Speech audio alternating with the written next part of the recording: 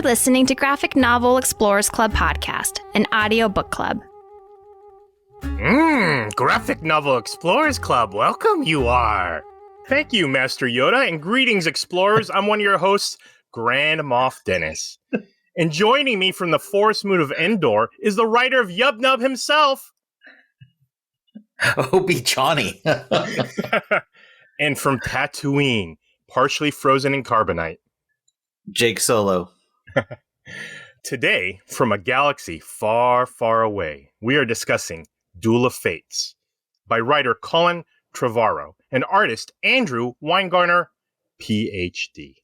We hope you read today's title because all three of us have read the book, so beware. Spoilers lead to anger. Anger leads to hate. And hate leads to suffering. Explorers can share their opinions and thoughts with us by leaving a comment on our Facebook page or over on Twitter and Instagram at GN Explorers Club. Graphic Novel Explorers Club is available wherever fine podcasts are found, including YouTube, but not Alderaan. All right, Explorers, we're back. We're reviewing Duel of the Fates, written by Colin Trevorrow, and the art for this one is done by Andrew Weingarner, PhD. The reason we keep bringing up his PhD is because it's listed on his website. So we just want to respect the doctorate that he has earned. If you're not familiar, Duel of the Fates was the abandoned Episode 9 Disney and the powers that be that oversee the Star Wars franchise after it was transferred from Lucas, or I shouldn't say transferred, after they bought it from Lucas. This was the abandoned final film in the series. What we got was Rise of the Skywalker instead, and this was a script written by Colin Trevorrow. I guess he had a movie that didn't do so well, that came out right before this movie was about to go into production. It was the Book of Henry. Did either of you guys see it? I don't know. I haven't seen it. I watched the previews for it, and it didn't look like it was going to be, like over the top terrible. So it's on my to-do list at some point. I will say that he did do the well-received Jurassic World as well as the sequel, Jurassic World 2, and I hated both films. So I'm sort of glad he didn't get a chance to do Star Wars. But then again, you know what? The third film was kind of, not so great. This script, which we'll get into, feels like a more complete movie than what The Rise of Skywalker was. But, right. So this is a little bit different from our usual, where the script was leaked online and then it was actually illustrated by a fan. So this is not one of those what if Star Wars tales like Star Wars Infinities, which is a official licensed what if stories for the different trilogies, and The Star Wars, which worked off the original George Lucas Star Wars script, and then they illustrated that. This was completely fan made by, what was his name? Warren Garner? Weingarner. Andrew Weingarner, PhD. Right. What if that's just his initials? He doesn't actually have a PhD. He just Fud is his last name. Andrew Weingarner Fud. Well, I had an idea once to name one of my children Doctor, just to put the pressure on them to succeed in the future. So that would actually literally just be their first name. Or like when I was in the military, I'd see people with the last name Sergeant once in a while. So it'd be like Corporal Sergeant. Anyways, yeah. Like Dennis was saying, this is the script was leaked. We're not sure, from whom, but some art was also leaked at the same time. Some concept art, and Colin Trevorrow was like, "Yes, that was all concept art."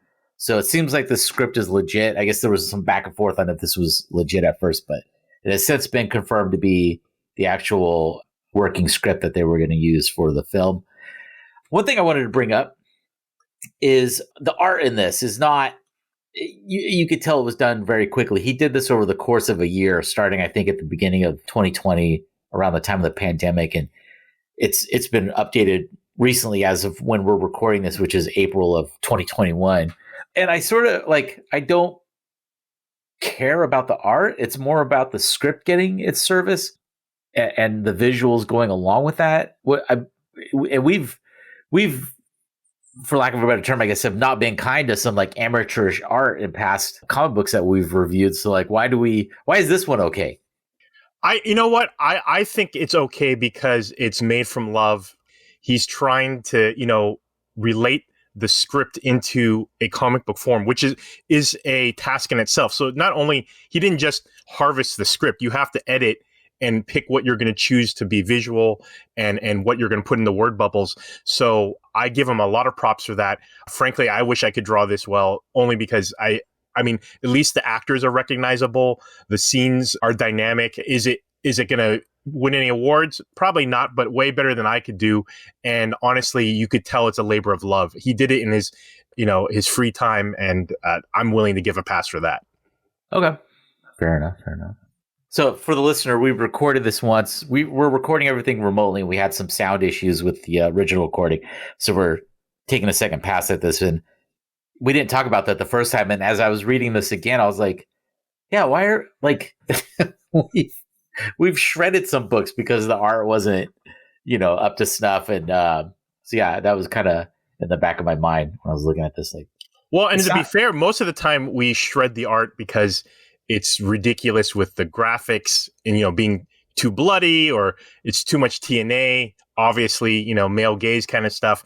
This is serviceable and it tells the story. And I recognize the actors once again. Yeah. And that's the thing I think is, and some of the I guess, self-published books that we've read, the characters, it's really hard to discern who's who. Like a main character looks very similar to a secondary character later on in the book. You're like, well, whoa, who is this? Who's this again? So, or a couple of times we've seen where the facial expressions don't even come close to matching the emotional stakes that are happening right now. Absolutely. No, he does do a great job. Dr. Weingartner does a great job of differentiating the different characters. Like you can tell who's who in this. But anyways, so our main plot lines in the story are Finn accepting his role as leader, and that's way different than the final movie or any of the other two movies. Like Finn is much more at the forefront of being the leader of this. I don't want to say the rebellion. What are they in this? Resistance. And Poe is much more in a supporting role as opposed to being the leader. And well, that's that part of it. And then Kylo Ren is racing to capture this ancient force power inside what is known as the Temple of Mortis. And Rey is on her path to fully becoming a Jedi, and she also discovers who her parents were. That's sort of the different threads in this story, because Poe's not really he's more a supporting role to Rey in this. Absolutely, but they also create a romance between the two characters that I don't feel like was built up at all. If anything, they built up a romance between Finn and Rey, maybe a budding, if you follow some of the ships, maybe a potential Finn and Poe romance. Yeah. But Poe and Rey romance is out of left field for me. Yeah, it was. Yeah, it really was like, wait, what? Why are they? Okay. But I think that we touched on the fact that later on it kind of builds up Rey's kind of, I don't want to say rejection of the Jedi Order, but kind of her rebranding it in a way that it doesn't cause so many problems to adhere to such a strict, a strict dogma. Yeah. And so that just kind of felt like tacked on just to kind of emphasize that point. It's like, well, maybe it is okay that we have, these loving relationships. But again, it didn't feel, it wasn't subtle. And it just it definitely felt shoehorned on to the whole plot. Yeah, because in the previous two movies, there was no development of them as romantic characters. Well, but I think that also the development wise, I didn't really feel. I mean, I know we're going to do a lot of comparison to the Skywalker trilogy, and it didn't really feel like any of the character development in the first two movies kind of paid off. But this one is kind of, I feel like it focused on character development, where you see Finn really kind of, I don't know, be kind of a waypoint for this resistance movement and really get into his stormtrooper past and show how he is starting to convert other stormtroopers to kind of his, him rebelling against what his, what he was taught and, kind of forced upon. Yeah, it's almost Absolutely. like someone who was raised in a really strict religion, and then they leave it, and then they run into their old friends who are still in that religion. Mhm. Like you grew up in it as a child, and then you run into each other later, and they're like, "Well, hold on, there's a whole new world out there, and you should see it." And then they finally do, and like, "Oh, that's right, I can't go back to that crazy ass religion I was in." We also get to see a lot more of the Knights of Ren, which I really was happy to see. Like, it's almost like Captain Phasma, where Right. there was this great buildup to these awesome characters, great character design, these couple of different characters. They're like, oh, these guys look really interesting. And then you don't see anything of them until the final, third act of The Rise of Skywalker. And in this one, they're much more of a threat, and they're much more of a presence in stopping Rey on her path to becoming a Jedi. Yeah, and that's ultimately I had a problem with the story group behind Star Wars because they left the story for the Knights of Ren to be told in comic book form. So in the comic book, they explain how Snoke hooked up with Kylo, how Kylo eventually became a Knight of Ren. So how he became basically Kylo Ren instead of Ben Solo, and explained all the Knights of Ren. And there's a ton of backstory that they have. I mean, I have some of the art books in encyclopedias. And if you look at some of the Knights of Ren, one in particular actually has armor pieces from a Death Trooper. And so there's like all this like little interesting stories and how they've cobbled their armor together and everything like that. But if you dig deep, maybe if you read a comic book, if you read a novel, if you happen to read the encyclopedia I did, but most people aren't going to do that. They get what they get from the main movie. And so I felt it was kind of a disservice to them to explain it away somewhere else and then just kind of have them show up. Although I will say that is sort of a Star Wars tradition. Technically, Boba Fett, really cool armor. You see him in a few scenes, and then he dies like a chump in Return of a Jedi. So, Boba Fett. Although, yeah, I won't spoil if he really dies. Wink, wink. You already know if you're a Star Wars fan that in fact he's come back. So anyway, it's kind of a tradition to have these cool characters like Phasma that has like awesome designs, but then you don't really learn much of them, and then you just leave it up to extra material to fill them out. But yeah, definitely, it was a thrill to actually see them be a part of the main story. The Knights of Ren are Ott Ren, Jadek Ren, Laurel Ren, and Hattaska Hattaska Ren. And he actually, or she, is wielding the dark saber in this. So I thought that was kind of interesting that the dark saber shows up in the Knights of Ren in this final story. Which sure. Which is maybe why that got taken out of the script at some point, because the dark saber is tied in so much more with the Mandalorian than the main series, the main Skywalker trilogy, or I shouldn't say trilogy. What are 9 movies? Saga. Oh, there you go. and this one, and the story, there's a lot more like, I guess, like, I don't want to say harsh, but like at one point there's a lightsaber guillotine. This resistance fighter or resistance compatriot gets his head chopped off with a thing. I'd say maybe Empire Strikes Back or New Hope, they would have done that, but Star Wars has really softened its stance on kind of stuff like that since then, or Lucas did. Well, but also, isn't that a hard and fast Disney rule? Is no beheadings? Like, I'm not kidding. I thought I read that somewhere that you can't. I don't know. I'm just making that up, but I'll look it up. But have you seen Toy Story 3? No, just kidding. You can melt all your main characters. You just can't. Just no beheadings. That's the line. I wouldn't be shocked if there was some weird like playbook welcome to your first day as a Disney story writer. Rule 1, no decapitations. Rule 2, no sodomy. Rule 3, or no mentioning a Donald Duck not wearing pants. Although I will say in Star Wars, I mean, this is pre-Disney, but technically speaking, Attack of the Clones, that's how Jango Fett got killed. It's kind of off screen. That's true. But he was beheaded by Mace Windu, and then you see his helmet roll around, and then his son pick it up. Yeah, that's true. Which it should have just fallen out. There's no That's what I was strap on the. Yeah. If you pick up your dad's helmet, the head would plop out. Unless it's got like things in his ears that hold true. it. Yeah.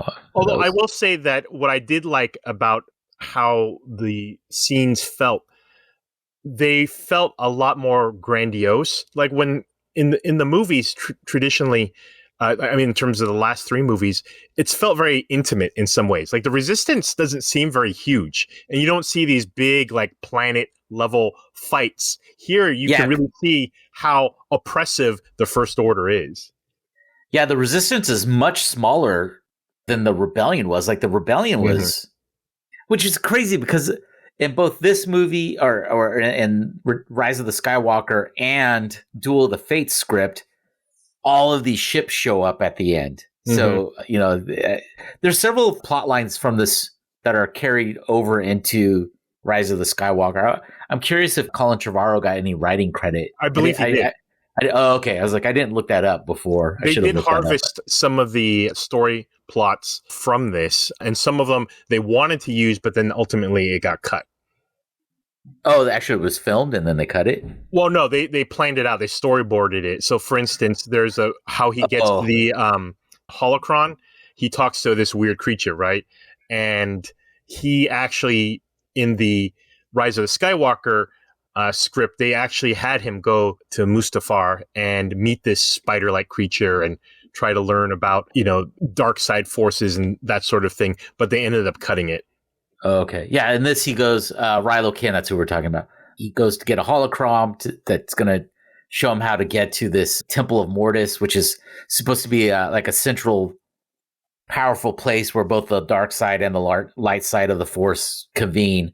And he goes to see Tor Valum, who's a Sith Lord, who it's hinted at, or I don't remember, is it hinted at or is it explicit? And this is the guy who trained Darth Plagueis to control death. I forget now, but I think if it's not said directly, it's hinted heavily that that's the case. And Mortis is actually a big planet. If you watch the Clone Wars cartoon, that's where the father, son, and daughter, who are elements of the dark side, light side, and the balance of the Force reside. So yeah, it was a big deal that they were going to go to this planet.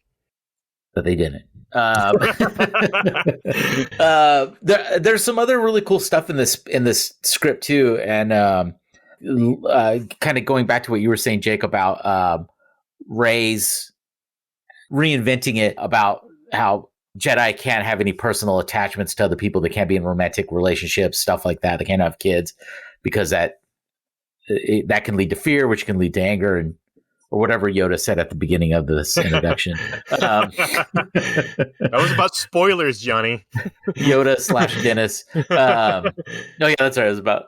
But there's an interaction in this between Leia and Ghost Luke about why the Jedi must live in isolation. And Luke is basically like, you can't have personal attachments. It can, lead to the dark way. And Leia's response is, I've lost everything and everyone, but I still choose love, which is like a great argument for why couldn't you? If you use love as a bigger use of the Force as opposed to just isolation. Yeah, you would have thought by now the Jedi would have figured this out. I mean, so many Jedi going to the dark side, all temptations of the dark side. You would have thought that they would have figured out, maybe just totally cutting yourself off isn't the way to do it. But yeah, no, I appreciate the balance that it tried to create and the connections to the other movies. I felt like the Rise of the Skywalker dropped a lot of threads, whether it's like Rose and her character, among other things. They just kind of dropped it, whereas this one's actually trying to bring the first two films together of the new trilogy and really try to create a good conclusion to both the overall saga as well as the new trilogy itself. Yeah, this does feel like to me a much better conclusion. Yeah, to the sequel trilogy and then the overall saga. What about you guys? I think for the first two movies, I think they kind of painted themselves into a corner, and this was like the best pulling out of the downward spiral as they could do. I mean, I'm not a fan of parts 7 and 8. I just think that they're just, a rehash of episode 4, and then something that felt just completely non sequitur to the rest of the story that they were trying to tell. And then you introduce these characters like, Rose Tico, and in this she has a little bit more payoff. Same with Finn. Like, I just felt that there was just, the character development was just flat, and then all of a sudden in this they touch on all of those elements. And it's like what you were saying earlier, Johnny, like with Captain Phasma, you have this build up and no payoff whatsoever.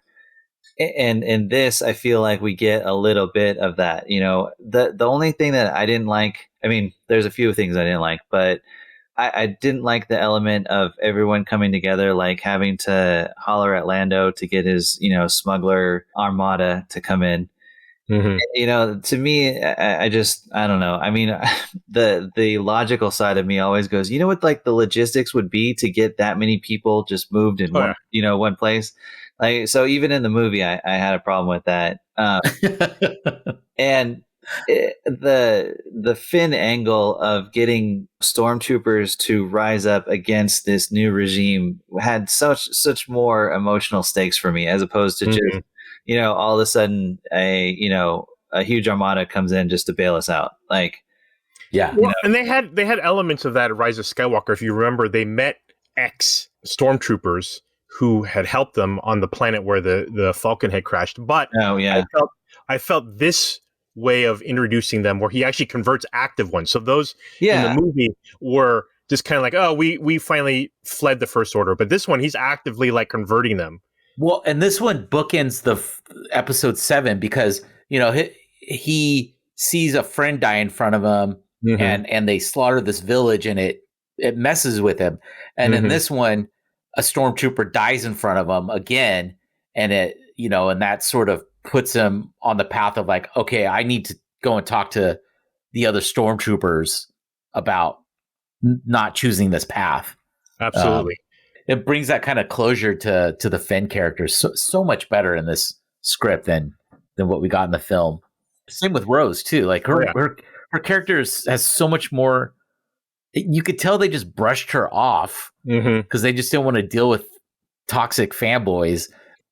And instead of like, well, fuck you guys, we're going to finish this character's story. She just her character was serviced so much better in this script. The one problem I will say that I have is I don't know if the film could have been filmed as we read it, as the comic book played out. I don't know if you guys have seen the Snyder cut. I mean, you can think it's garbage or whatever, but I think it's better filmed than the original Justice League. But you have to go 4 hours in order for you to tell all the little stories, to flesh out the characters better, to understand the Flash. There's also 2.5 hours of slow motion in that Snyder cut. Right, so. But I mean, it's just I feel like some of this stuff would still have to be edited, unfortunately, unless you did a 4 hour whatever Trevorrow cut. So I'm not sure if they would have actually still been, even if they acted on this script, if they would have been able to film something satisfactory. Because looking at the art books that I have for the different movies, there's a ton of stuff that got cut. Some of it was just an editorial decision because of story pacing and such, but some of it was length of time. They couldn't explore certain things because they wanted to make a 2-hour film, maybe 2+ hours, but no one wants a 3-hour film or a 4-hour film, honestly, when it comes to a theater production. And so I'm not sure if this film could have been executed successfully, even given this script. Well, at least they kept the part in with that snake, right? The quicksand snake, right? The revelation of Rey's parents in this, I highly recommend reading this just for how they handle Rey's parentage.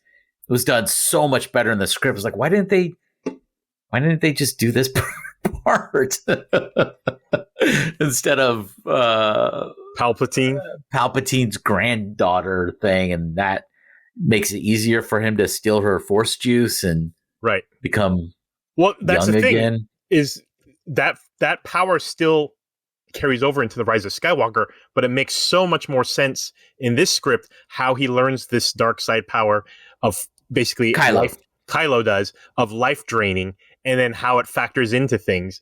And I totally understood it way better than, how Palpatine was like, oh, this can happen? Well, I guess I'll use it. and the fight in this between Rey and Kylo is much more vicious. Like at one point, she is blinded.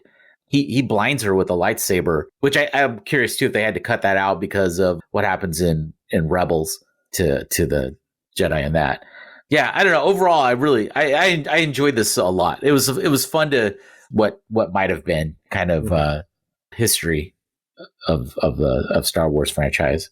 I totally agree. I liked it. I thought the script was well done, and it's too bad we didn't get something a little more like this than the mess that we got, which was a Frankenstein of a movie, which was Rise of Skywalker.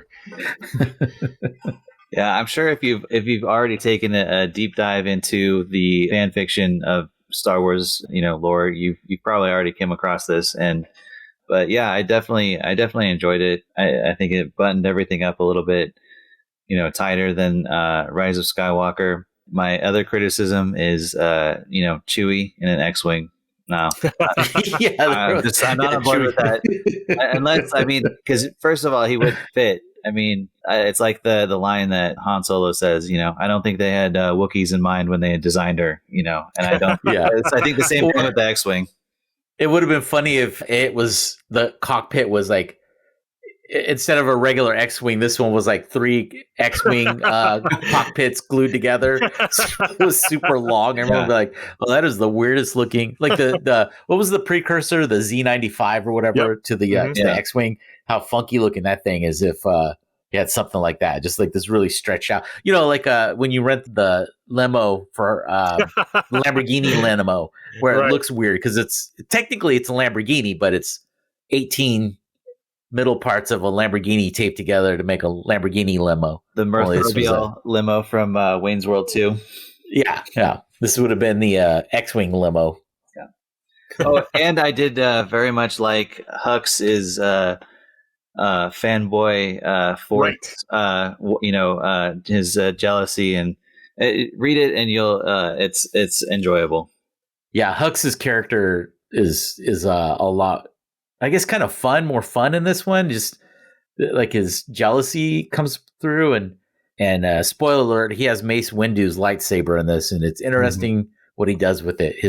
His solution to the Kobayashi Maru. Is that how you say that? Kobayashi? Kobayashi. Oh, okay. See, Star Wars, not Star Trek. Fake nerd.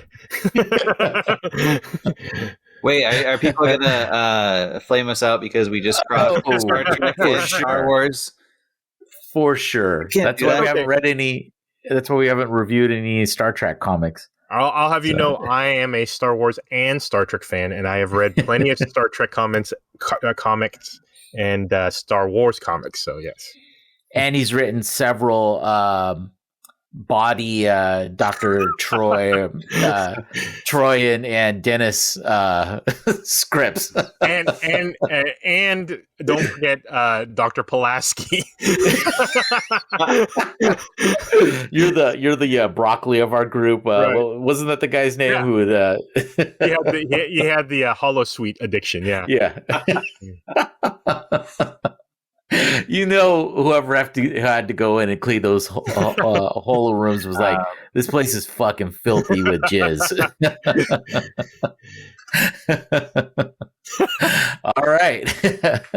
Well, this is our second to last episode for the season, our penultimate episode. It's also May the 4th. May the 4th be with you.